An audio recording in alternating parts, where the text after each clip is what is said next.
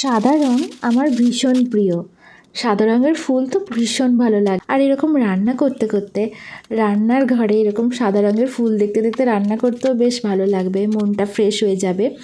আমরা যেহেতু আমেরিকাতে নতুন সেটেল হয়েছি, তাই আমার কাছে কোনো ফ্লাওয়ার ভাস ছিল না, তাই ফুলটা কোথায় রাখবো ভাবছিলাম।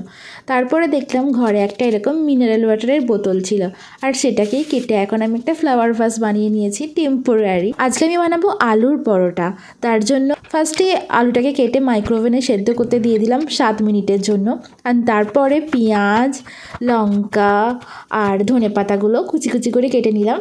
এই ভিডিওটার মাধ্যমে আমি তোমাদের দেখাবো খুব সহজভাবে কিভাবে তোমরা আলুর পরোটা বানাতে পারবে।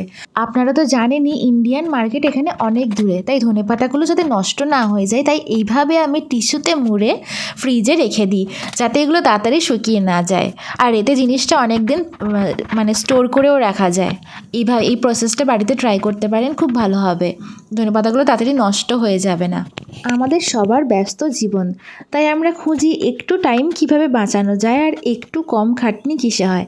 তাই আলুর পরোটা অনেকেই পুর ভরে ভেতরে করে থাকে, কিন্তু আজকে আমি দেখাবো একটা সহজ পদ্ধতিতে আলুর পরোটার রেসিপি। আলুগুলো সেদ্ধ হয়ে গেছে, খোলাটা ছাড়িয়ে নিয়ে আমি আলুগুলোকে এইভাবে স্ম্যাশ করে নিচ্ছিলাম।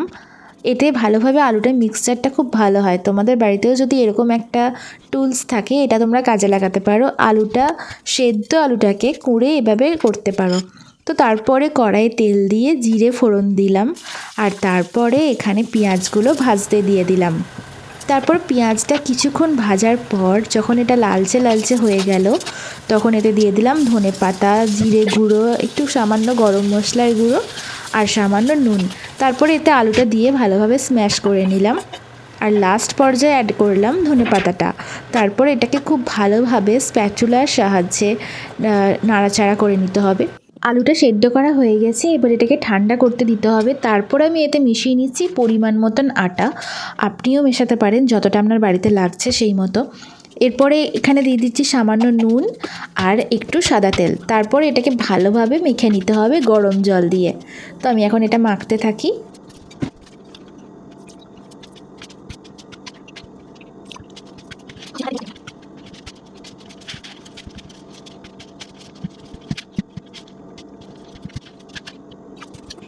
মাখা হয়ে গেলে এরপরে চারপাশটাতে একটু সাদা তেল লাগিয়ে এটাকে আধ ঘন্টার জন্য রেস্টে রেখে দিতে হবে ঢাকা দিয়ে।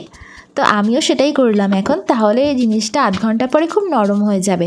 এরপর আধ ঘন্টা পরে এটাকে বড় বড় করে লেচি করে নিতে হবে। এটাকে আপনারা যেমন খুশি শেপ দিতে পারেন, গোল গোল রুটির মতন বেলতে পারেন বা ত্রিকোণাকৃতি পরোটারও বেলতে পারেন। আমি এক একটা গোল গোল বানাচ্ছিলাম আর এক একটা ত্রিকোণাকৃতি বানাচ্ছিলাম। এই ধরনের পরোটা করতে আমি আমার মায়ের কাছেই শিখেছি। আমার মা এরকম সহজ পদ্ধতিতে ঝটপট আলুর পরোটা বানিয়ে দিত, আর এটা খেতেও বেশ টেস্টি হয়। এটা শুধুমাত্র সস দিয়েও খাওয়া যাবে, বা এর সাথে সাইড ডিশ যদি কোনো তরকারি বা গ্রেভি থাকে সেটাও ভালো লাগবে।